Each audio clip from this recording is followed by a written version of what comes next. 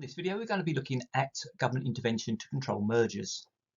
So which mergers can be investigated? Well, if the merged firm is above that magic 25% figure for the legal monopoly, then that could potentially be investigated. There is a turnover reference as well that could come into play, but in questions, it's always that 25% that's important. Take a quick dip into the current CMA investigations, give you some idea as to where they operate.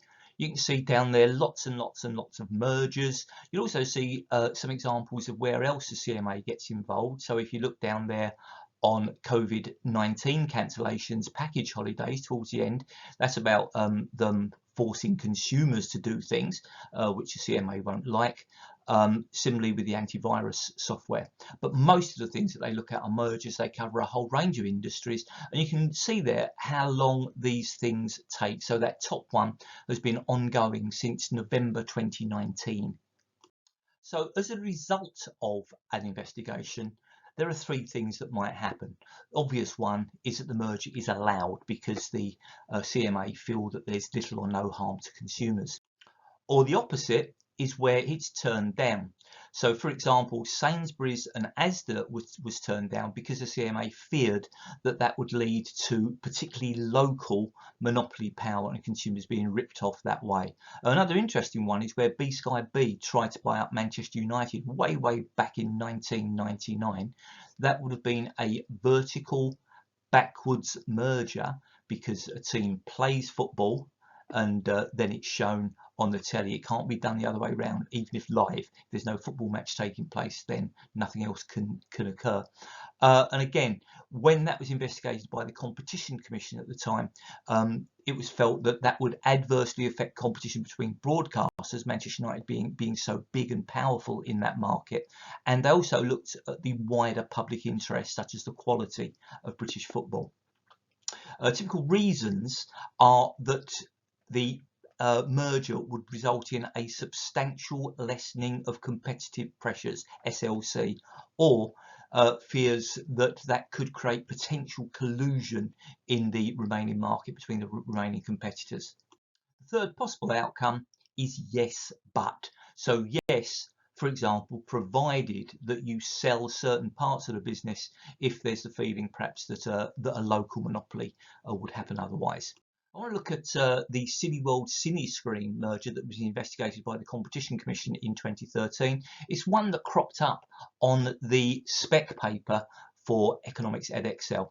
So why was it a problem? Well, Cineworld had 24.7%, Cityscreen only had 1.7%, but together they would be above that magic 25% figure at 26.4%. So that's why that investigation took place. A slight diversion, let's look at some managerial reasons. So obviously they might want to merge to maximise profit, get economies of scale and all that stuff. But potentially you can see here that if those two firms merged, then they would then become the number one in the industry. So possibly there could be managerial objectives thrown in there. So what sort of questions would they be asking before they can come to their judgment?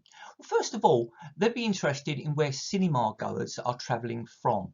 And you can see there in yellow that the vast majority of people who go to the cinema go from home.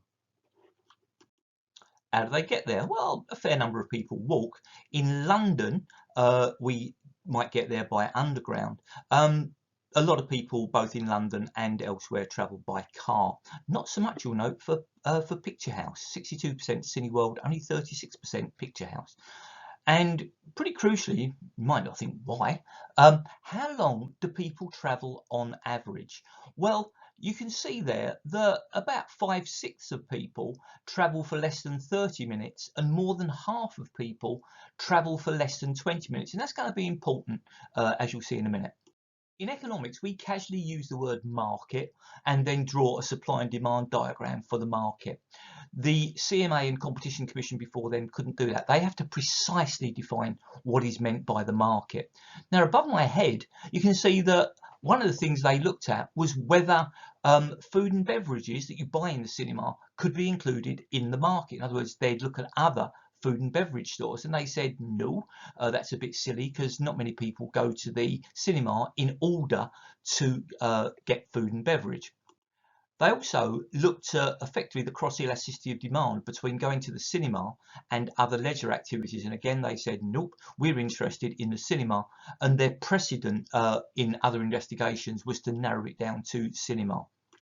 Now, that 20-minute finding that we looked at was important when they looked at the geography. So they basically said that cinemas in 20-minute proximity to each other are in competition, and so that is the competitive market.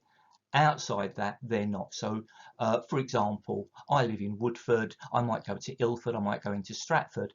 I'm unlikely to travel to Birmingham to go to the cinema. So anything outside 30 minutes, which in my case would be, I'm not going to go to Cambridge, I'm not going to go to Chelmsford, I might go to some East London based cinemas. So they were narrowing it down to that 20-minute thing. And then they got Cineworld to get up a map of where Cineworld cinemas are in red and Picture House in green. I imagine that one in the middle of the English Channel is on a liner or something like that, on a cross-channel ferry. And what they were looking for was where there's substantial overlap between the two and no competition, presumably, from cinemas like the Odeon or View.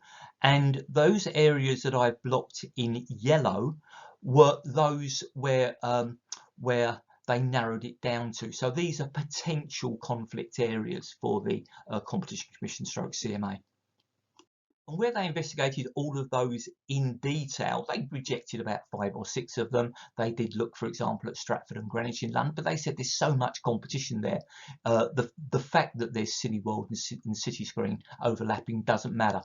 But in 3 parts of the country, there was only effectively those 2 cinemas, and if one of them was to close, then the other one would have a monopoly. And those were Aberdeen up there in Scotland, Bury St Edmunds on the right hand side in East Anglia, and Cambridge on the left hand side. So those were ones that really concerned the Competition Commission.